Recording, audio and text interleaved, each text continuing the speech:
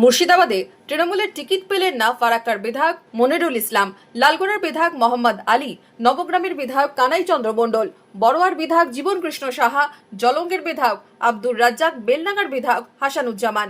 হুমায়ুন কবির আগেই ছেড়েছেন দল, তাকে ধরলে এবার বাদ 7 জেতা বিধায়ক। ফারাক্কায় মনিরুল ইসলামকে সরিয়ে প্রার্থী করা হয়েছে শামশেরগঞ্জের বিধায়ক আমিরুল ইসলামকে।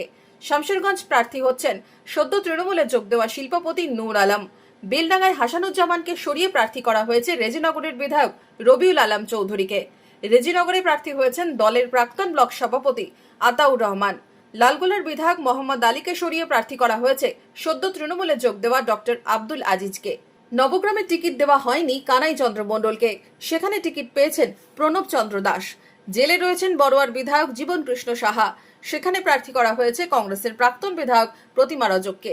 জলঙ্গির বিধায়ক আব্দুর রাজ্জাক পাননি টিকিট পেয়েছেন এদিনই তৃণমূলে যোগ দেওয়া বাবর আলী।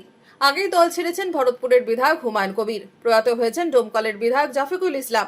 ভরতপুরে তৃণমূলের প্রার্থী হয়েছেন জেলা পরিষদের কর্মাধ্যক্ষ মুস্তাফিজুর রহমান সুমন। মুর্শিদাবাদের 22 আসনে মুর্শিদাবাদের এক ঝাঁক নতুন মুখ এনে লড়াইয়ে তৃণমূল। ভোটের আগে এই নিয়েই চড়ছে পারদ। অন্যদিকে নাম বাদ ফারাক্কা তৃণমূল বিধায়ক মনিরুল ইসলামের।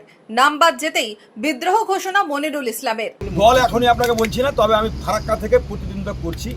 মানুষের দু আশীর্বাদ নিয়ে আবার মানুষের সেবায় নিযুক্ত হব, এই ভরসা ফারাক্কাবাসীর কাছে আছে।